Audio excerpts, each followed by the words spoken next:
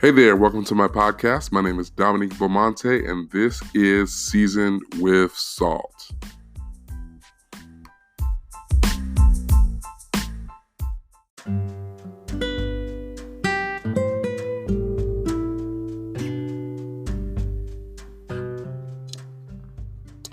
So this episode of Seasoned with Salt is going to be all about dealing with holiday anxiety. And I'm going to provide what I believe to be a solid list of things that each of us can do to manage that anxiety. But first, I think it's important for you to know what qualifies me to talk about holiday anxiety.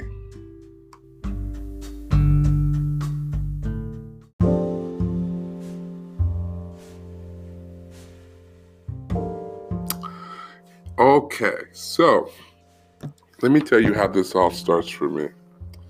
It's really impossible for me to adequately give you some tips, tools, and techniques for managing holiday stress without telling you that I have been the king of holiday stress.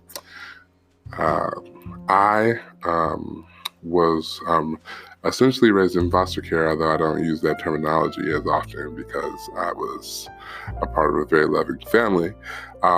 But we moved from Seattle to Portland when I was probably about 8 or 9, and maybe a little bit older than that. But my mother still got all holidays with us. And so we spent usually the winter or Christmas break with her.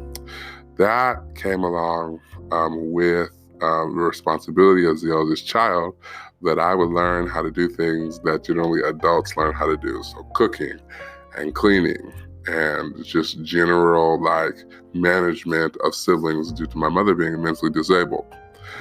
That was something that I really wholeheartedly invested my time into. So I learned how to cook. I took the responsibility of shopping, just anything that you could imagine adult would do during the holidays to take care of other people. So for about 25 to 28 years, it was my responsibility to ensure that the Beaumontes had an adequate Christmas. I don't know if it was my responsibility as much or if I just kind of shouldered the responsibility. But over time, that included a lot of things, including stealing toys from community service activities, shopping for toys and gifts on a budget, just all kinds of just craziness. In my older, sort of adult years, that included reserving Airbnbs, renting, just an obscene amount of things. Now, mind you, I have not lived in Seattle for many, many years. And so during the holidays, not only is there the stress of the cooking and the cleaning and the planning and the Christmas shopping and all that kind of stuff, there's also the stress of travel and identifying days to get there and taking vacation days. So a lot of things have kind of gone into the stress of the holidays. I love the season of Christmas. I love being in Seattle for Christmas. I love the brisk air. I love having my first Christmas flavored caffeinated beverage at Starbucks in Nordstrom. I love all of that. But for many, many years, I would be so invested in creating a Christmas for other people that I would really not have full enjoyment. And so due to that, I find myself in so many ways to be an expert in this area because I know stress very well. And much of the stress that I incurred was without a vehicle, just all kinds of things. What I realized over time is that We can be so focused on things that we forget about the relationships and the people that are involved in the holidays. Unfortunately, throughout this experience, definitely over the holidays, like I've been surrounded by people that I really care about, but I also, up until a couple of years ago, really felt like I had to provide or create or deliver this sort of false sense or this response to this social construction of Christmas, and not really be present, because I couldn't be present because I had to cook and I had to shop and I had to clean and I had to do this. Much of which I created for myself. Like nobody was like, here are the 10 things that must be done. Of course, there were some like elementary responsibilities. You have to clean, you got to eat, you got to buy other folks gifts if that's your family tradition. But I was overinvested in that to the point where I would be trying to create an experience and I would be disappointed with people who would be a part of the experience because I would be so invested in like this false outcome, right? Everybody's happy and gathered around drinking cocoa, and it's the night before Christmas and everybody's together because everybody has to be together at a certain time, usually the time that I've identified previously. And it just never worked out like that. I mean, it went well for the most part, but it wasn't like the curation the execution never comes to play in the way that you have it in your head. And you can be so like engulfed in like systems and plans and schedules that you miss out on the things like that matter. And I can remember just being a young boy and like watching my grandmother and other family members like being responsible for the cooking on Thanksgiving and Christmas, and then really putting in their heart, but also being emotionally and physically unavailable because they would be spending so much time cooking and cleaning and preparing and hosting that they were not available to just enjoy the people around them. And I know that naturally that's something that cannot be avoided. A lot of us, or a lot of people, have to be that person. They are the conduit that brings the family together, so on and so forth. But I believe that there are some faithful steps that we can take to avoid having a season that does not bring contentment to our own lives and satisfaction through like just pure enjoyment of other people and things, and the season and the views and all that kind of stuff. So I wanted to really just spend this episode of the podcast talking about what we can do to manage the holiday season and eliminate or lower the stress.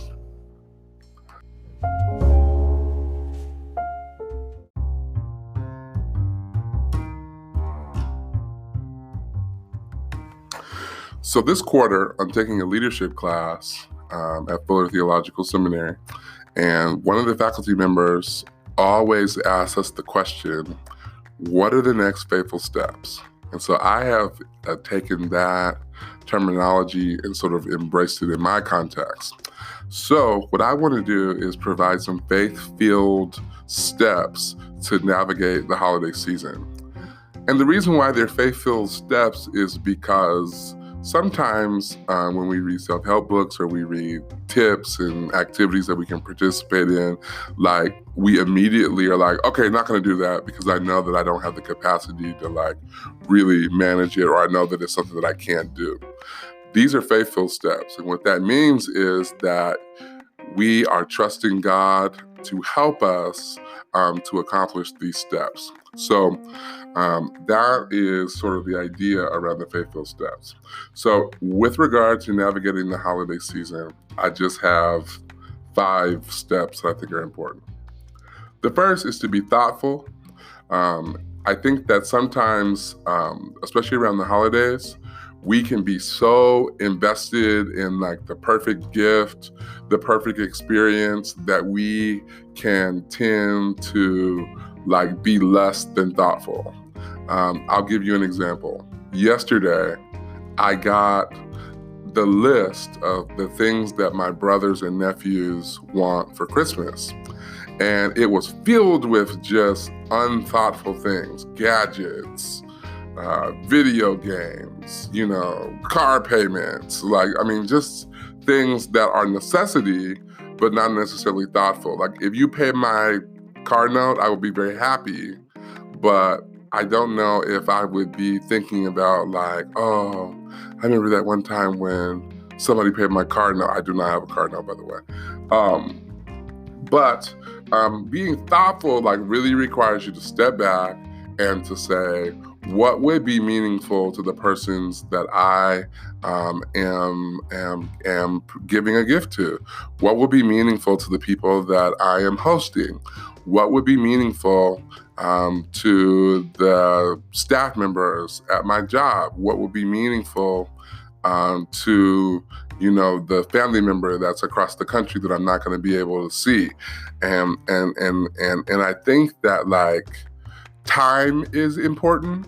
And the things that we can do to express our love and the spirit of the holidays really requires us to invest some time into being thoughtful. Because yesterday I went to a friend's house for dinner. Thanks, friend. And when I was on my way, I realized so I had this thing. I don't show up at people's house empty-handed when they've invited me to dinner. So I go to the grocery store and I'm just looking. There's something that I really wanted.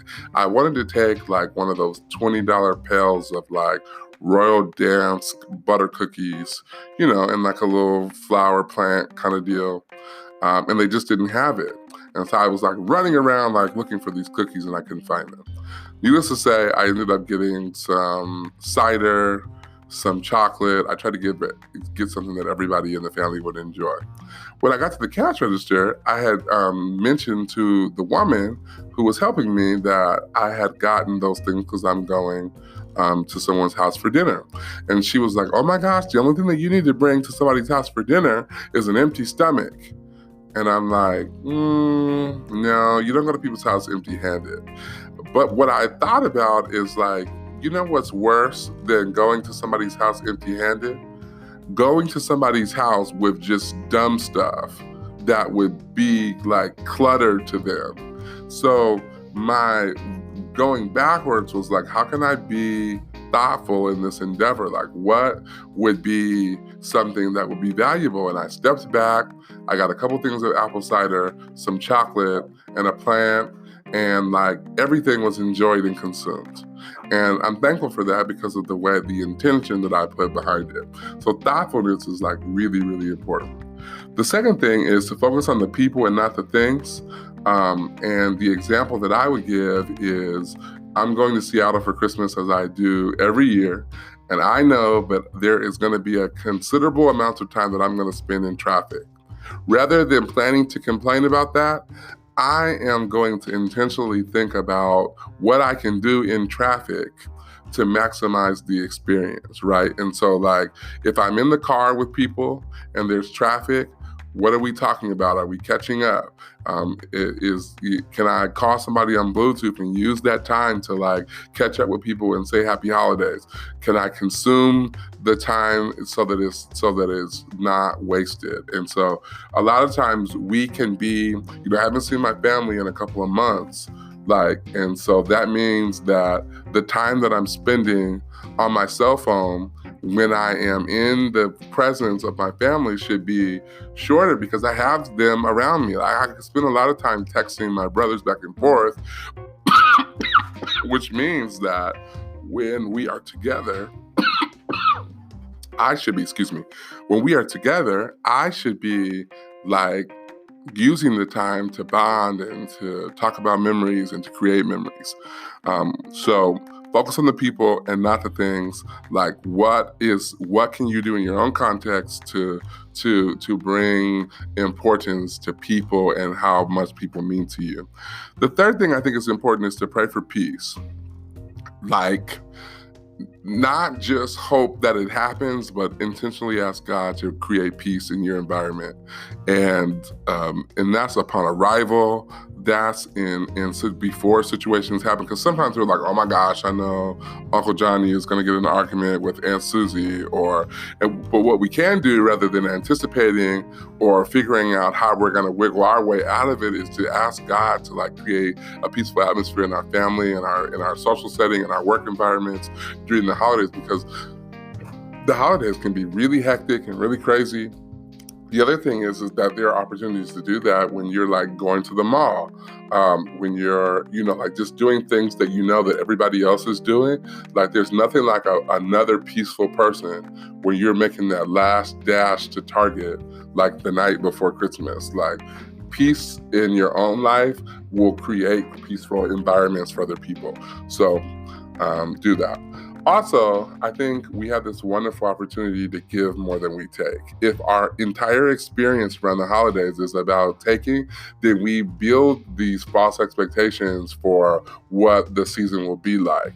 Like, I just don't know if I want anything. Like, I want something, but I don't want anything at the cost of like somebody like not like, like being thoughtful, or I would just rather spend time with people, right, than to not like open any present or whatever that is.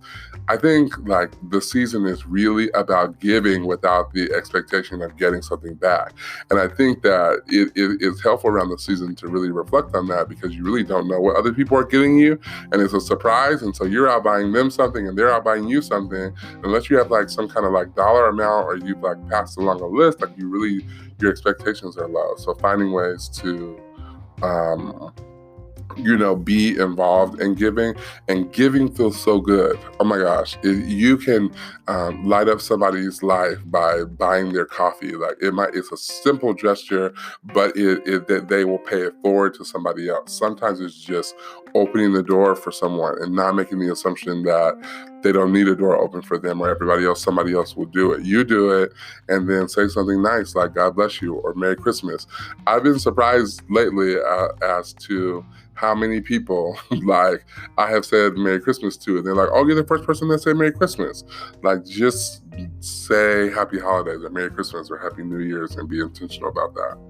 I also like just the faithful step that is like most prevalent in my life, because I will admit that I'm recording this podcast over the span of 2 days. And yesterday I kind of had a breakdown because I was sort of reliving or rethinking about all the things that I need to do before Christmas, and all the things I need to do in Sacramento before I leave for Seattle, and all the people I need to buy gifts for. And then I got 60 Christmas cards. I need to figure out how to like put labels on them and like sign them. And then I realized like, oh my goodness, like what if the stamps that I got are not enough? And all this stuff just started happening. And then I remember that I didn't send somebody a card, that I got a lot going on. And what I decided to do was to take a retreat. Yes, a retreat.